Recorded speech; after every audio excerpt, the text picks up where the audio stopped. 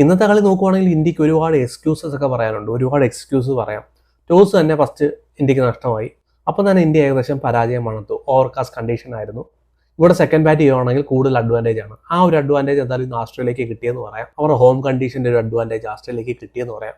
പക്ഷേ ഇന്ത്യയുടെ ബാറ്റിങ്ങിലോട്ട് വരുവാണെങ്കിൽ 10 ഓവറിൽ നമ്മൾ കളി തോറ്റില്ലേ? ആദ്യത്തെ 10 ഓവറിൽ ഇന്ത്യ ബാറ്റ് ചെയ്തപ്പോഴേ നമ്മൾ കളി തോറ്റു. നമ്മൾ 3 വിക്കറ്റ് 10 ഓവറിൽ കൊണ്ട് കളഞ്ഞു. 25 റൺസിൽ നമ്മൾ 3 വിക്കറ്റ് കൊണ്ട് കളഞ്ഞു. നോക്കുവാണെങ്കിൽ ജോഷ് ഹേസൽവുഡും മിച്ചൽ സ്റ്റാർക്കും വന്ന് മനോഹരമായിട്ട് ബോൾ ചെയ്തു. അവരുടെ കണ്ടീഷനെ അവർ മനോഹരമായിട്ട് യൂട്ടിലൈസ് ചെയ്തു. 7 മീറ്റർ ലെങ്ത് 8 മീറ്റർ ലെങ്തിലായിരുന്നു ബോൾ ഹിറ്റ് ചെയ്തുകൊണ്ടേയിരുന്നത്. ഒരു കറക്റ്റ് ചാനലിൽ തന്നെ ബോൾ ഹിറ്റ് ചെയ്ത് എറിഞ്ഞുകൊണ്ടേയിരുന്നു. ടെസ്റ്റ് ലൈനിൽ വന്നിട്ട് ബോൾ ചെയ്യുക. ജോഷ് ഹേസൽവുഡും മിച്ചൽ സ്റ്റാർക്കും നമുക്കറിയാം, T20 പോലും ടെസ്റ്റ് ലൈനിൽ വന്ന് ബോൾ ചെയ്യുന്ന ഒരു ബോളറാണ് ഇവർ രണ്ടുപേരും. പ്രത്യേകിച്ച് ജോഷ് ഹേസൽവുഡ് അല്പം കൂടെ ബെറ്ററാണ്.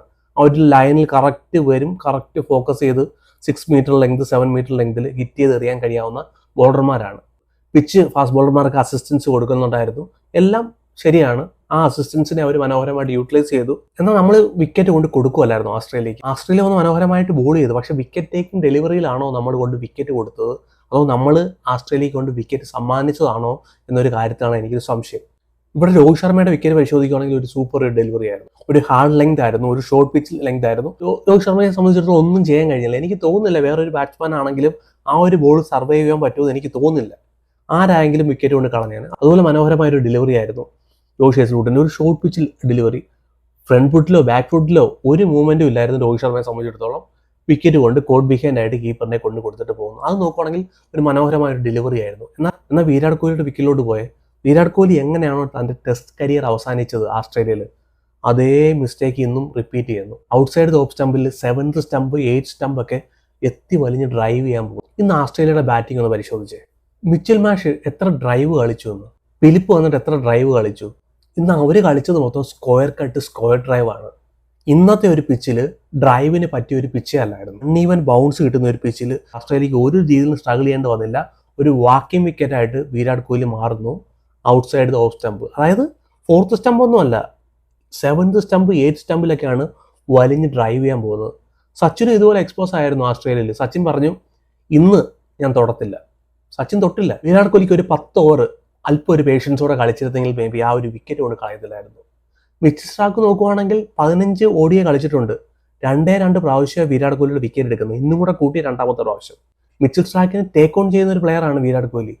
ഇന്ന് നോക്കിക്കേ, മിച്ചൽ സ്റ്റാർക്കിന് വേറെ ഒന്നും ചെയ്യേണ്ടി വന്നില്ല. കമ്പ്യൂട്ടർ പോലെ മൈൻഡിൽ സെറ്റ് ചെയ്തുകൊണ്ട് വന്ന് ഔട്ട്സൈഡ് ഓഫ് സ്റ്റമ്പ് ഇട്ടുകൊണ്ട് വരി, ചൂണ്ടയിട്ടാൽ മതി, വിരാട് കോഹ്ലി വന്ന് കൊത്തും, വിക്കറ്റ് കിട്ടും. അതുപോലെ തന്നെ അവർ ഗല്ലിയിൽ ഫീൽഡറെ സെറ്റ് ചെയ്യുന്നു, പോയിന്റിൽ ഫീൽഡറെ സെറ്റ് ചെയ്യുന്നു, ഡ്രൈവ് ചെയ്യാൻ നോക്കുന്നു, പോയിന്റിൽ ക്യാച്ച്, വിരാട് കോഹ്ലി കയറി പോകുന്നു.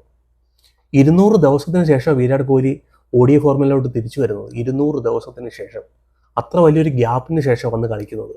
പ്രാക്ടീസ് മത്സരം കളിച്ചു, ഡൊമസ്റ്റിക് ക്രിക്കറ്റ് കളിച്ചില്ല.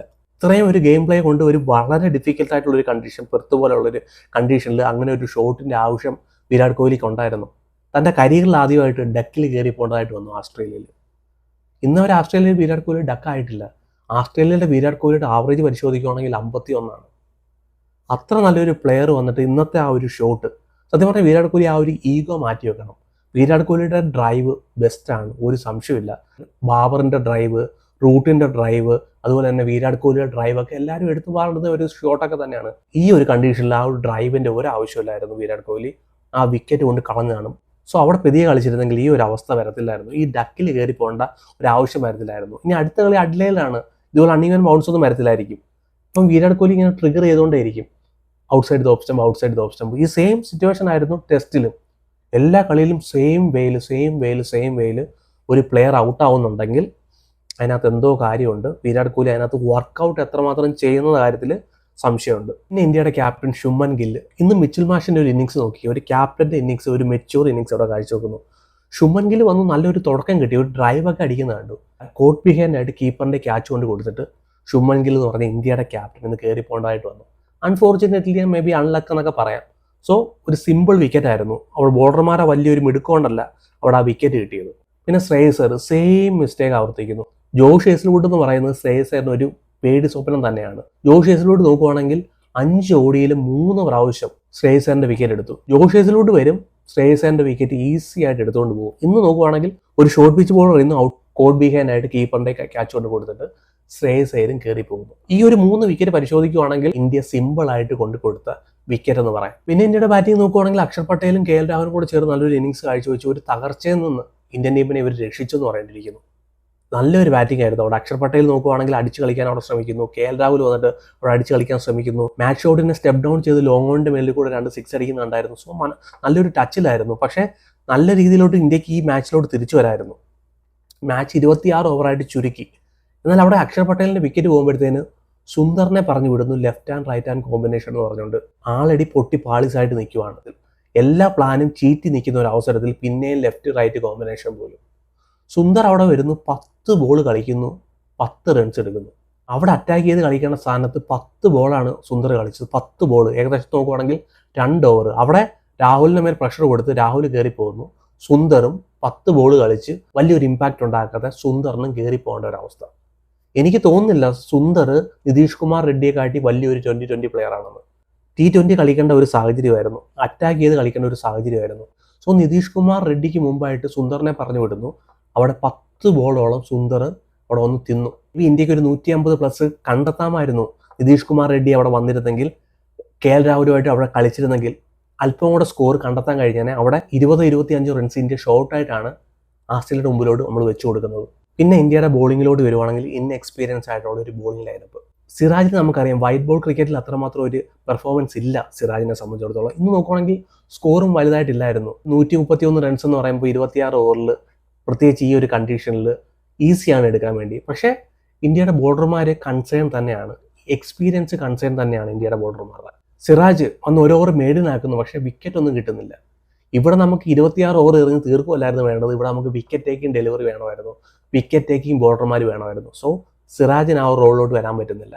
ഇവിടെ വേണ്ടിയിരുന്നത് 8 മീറ്റർ ലെങ്ത് അല്ലായിരുന്നു. അഷ്ത്രാണ് വരുന്നു 8 മീറ്റർ ലെങ്തിൽ വന്ന് ബൗൺസും കാര്യങ്ങളൊക്കെ എറിയുന്നുണ്ട്. 1-2 ഡെലിവറി നോക്കുവാണെങ്കിൽ മനോഹരമായിട്ട് എറിയുന്നു. പക്ഷേ 6 ബോളിൽ 4 ബോൾ നോക്കുവാണെങ്കിൽ ഷോർട്ട് പിച്ച് ലെങ്ത് അല്ലെങ്കിൽ ഫുൾ ലെങ്ത് ഡെലിവറി എറിയും. 6 മീറ്റർ ലൈനോ അല്ലെങ്കിൽ 7 മീറ്റർ ലൈനോ ആസ്ട്രേലിയ എറിഞ്ഞ പോലെ എറിയാൻ, ഒരേ ലൈനിൽ തന്നെ ബോൾ ചെയ്യാൻ അഷ്ത്രാണയ്ക്ക് കഴിയുന്നില്ല. 1-2 ബോളൊക്കെ മനോഹരമായിട്ട് എറിഞ്ഞു. പിന്നെ നോക്കുവാണെങ്കിൽ ബോൾ അവിടെ ഇവിടെയും വലിച്ചുവായി എറിയുന്നു. ഒരു ലൈനിൽ തന്നെ സ്റ്റിക്ക് ചെയ്ത് എറിയാൻ അഷ്ത്രാണയ്ക്ക് ഇന്ന് കഴിയുന്നില്ല. പിന്നെ ഭേദപ്പെട്ട ഒരു ബോളിംഗ് പെർഫോമൻസ് കാഴ്ചവെച്ചത് അർഷ്ദീപ് സിംഗ് ആണ്. പുതിയ ബോൾ കൊണ്ട് വന്നിട്ട് മനോഹരമായിട്ട് ബോൾ ചെയ്യുന്നു, പഴയ ബോൾ കൊണ്ട് മനോഹരമായിട്ട് ബോൾ ചെയ്യുന്നു. അവിടെ ആസ്ട്രേലിയൻ പ്ലേയേഴ്സിനെ സ്ട്രഗിൾ ചെയ്യിക്കാൻ അർഷ്ദീപ് സിംഗിന് കഴിഞ്ഞു. പ്രത്യേകിച്ച് റാവസൈഡിന്റെ വിക്കറ്റ് അവിടെ എടുക്കാൻ കഴിഞ്ഞു. ഔട്ട്സൈഡ് ഓഫ് സ്റ്റമ്പിൽ ഒരു ബോൾ ഇട്ട് കൊടുക്കുന്നു, പോയിന്റിൽ ഒരു ഫീൽഡറെ ഇറക്കി നിർത്തുന്നു. ഔട്ട്സൈഡ് ഓഫ് സ്റ്റമ്പ് ഒരു ബോൾ ഇട്ട് കൊടുക്കുന്നു, ഒരു ചെറിയ സീം കിട്ടുന്നു, അടിച്ച് കൈ കൊടുത്തിട്ട് പോകുന്നു. അതുപോലെ തന്നെ ഡെത്ത് ഓവറിൽ അർഷ്ദീപ് സിംഗ് ഒന്ന് മനോഹരമായിട്ട് ബോൾ ചെയ്തു. മിച്ചിൽ മാഷിനെതിരെ മനോഹരമായിട്ട് ബോൾ ചെയ്യുന്നുണ്ട്. ഇൻഷോയെ അവിടെ നിർത്തി സ്ട്രഗിൾ ചെയ്യുന്നതായിട്ട് കണ്ടു, ഫിലിപ്പിനെ അവിടെ സ്ട്രഗിൾ ചെയ്യുന്നതായിട്ട് കണ്ടു. മനോഹരമായിട്ട് ബോൾ ചെയ്തു. പക്ഷേ സ്കോർ നോക്കുകയാണെങ്കിൽ വളരെ ചെറുതായിരുന്നു. വിക്കറ്റ് ടേക്കിംഗ് ബോളർമാർ ഇന്ത്യയുടെ കയ്യിൽ ഇല്ലായിരുന്നു. ഒരു അർഷ്ദീപ് സിംഗ് മാത്രമേ ഉള്ളായിരുന്നു വിക്കറ്റ് ടേക്കിംഗ് ബോളർമാർ നോക്കുകയാണെങ്കിൽ. ഇവർ 3 പേര് നോക്കുകയാണെങ്കിൽ വലിയ എക്സ്പീരിയൻസ് ഇല്ലാത്ത പ്ലേയേഴ്സാണ്. ഇന്ന് നമ്മൾ തീർച്ചയായിട്ടും ഹാർദിക് പാണ്ഡ്യയെ മിസ് ചെയ്യുന്നുണ്ടായിരുന്നു, ബുംറയെ മിസ് ചെയ്യുന്നുണ്ടായിരുന്നു. ഹാർദിക് പാണ്ഡ്യ നമ്മുടെ ഒരു മാച്ച് വിന്നറാണ് എന്തൊക്കെ പറഞ്ഞാലും. 2023 വേൾഡ് കപ്പ് നമ്മൾ തോറ്റു, ഹാർദിക് പാണ്ഡ്യ ഇല്ലായിരുന്നു. 2024-ലും 2025-ലും നമ്മൾ ജയിച്ചു 2 ട്രോഫി. ഹാർദിക് പാണ്ഡ്യ എന്ന് പറഞ്ഞൊരു ഓൾറൗണ്ടറെ നമുക്ക് മാറ്റി വെക്കാനേ പറ്റത്തില്ല. നിതീഷ് കുമാർ റെഡ്ഡിയൊന്നും ഹാർദിക് പാണ്ഡ്യയുടെ അടുത്ത് പോലും വരുന്നില്ല. ബോളിന് സ്പീഡ് പോലും ഇല്ല. ആസ്ട്രേലിയയുടെ ബാറ്റ്സ്മാൻമാർ നോക്കുകയാണെങ്കിൽ ഈസി ആയിട്ടാണ് നിതീഷ് കുമാർ റെഡ്ഡിയൊക്കെ ഹാൻഡിൽ ചെയ്ത ബോൾ ചെയ്തപ്പോഴത്തേന്. അപ്പോൾ ഇൻഎക്സ്പീരിയൻസ് ആയിട്ടുള്ളൊരു ബോളിംഗ് ലൈനപ്പാണ്. അടുത്ത കളിയിൽ അഡ്ലേഡിൽ കുറച്ചും കൂടെ ബാറ്റിംഗ് ഫ്രണ്ട്ലി ആയിട്ടുള്ളൊരു പിച്ചാണ്. അവിടെ എങ്ങനെയാണ് ഇന്ത്യയുടെ ഈ 3 ഫാസ്റ്റ് ബോളർമാർ ബോൾ ചെയ്യുന്നുള്ളത് എന്നെ സംബന്ധിച്ചിടത്തോളം ഒരു കൺസേൺ ഉണ്ട് ചെറുതായിട്ട്. പിന്നെ സുന്ദർ ആയിരുന്നോ കുൽദീപ് ആണോ വേണ്ടിയിരുന്നത് ഞാൻ ചോദിച്ചാൽ ഞാൻ പറയും ഇന്നത്തെ കണ്ടീഷൻ ഓക്കെ, മേ ബി ഒരു ഫാസ്റ്റ് ബോളറെ എക്സ്ട്രാ ഇട്ടായിരുന്നു കുഴപ്പമില്ലായിരുന്നു. പക്ഷേ അഡ്ലേഡിലോട്ടും സിഡ്നിയിലോട്ടും പോകുമ്പോഴത്തേന് കുൽദീപ് എന്ന് പറഞ്ഞ ഒരു റിസ്ക് സ്പിന്നർ എന്തായാലും ഇന്ത്യൻ ടീമിന് അത്യാവശ്യമുണ്ട്. എന്തായാലും ഇന്ത്യൻ ടീം അഡ്ലേഡിലും സിഡ്നിയിലും തിരിച്ചു വരാൻ കഴിയട്ടെ, നല്ലൊരു പെർഫോമൻസ് കാഴ്ചവെക്കാൻ കഴിയട്ടെ. അടുത്ത കളി തോറ്റാൽ പിന്നെ സീരീസ് കയ്യിൽ നിന്ന് പോയി, പിന്നെ പറഞ്ഞിട്ട് കാര്യമില്ല. അടുത്ത കളി പ്രഷർ സിറ്റുവേഷനിൽ ജയിച്ച് കയറാൻ പറ്റുമോ എന്നുള്ള കാര്യത്തിൽ കണ്ടറിയേണ്ടിയിരിക്കുന്നു. സോ ഇനിയല്ല, ഇന്ത്യയുടെ ബാറ്റ്സ്മാൻമാരുടെ കയ്യിലാണ്. നല്ലൊരു പെർഫോമൻസ് കാഴ്ചവെക്കുക, നല്ലൊരു കണ്ടീഷനാണ്, ബാറ്റിംഗ് കണ്ടീഷനാണ്. നല്ലൊരു പെർഫോമൻസ് കാഴ്ചവെക്കാൻ ഇന്ത്യൻ ടീമിന് കഴിയട്ടെ.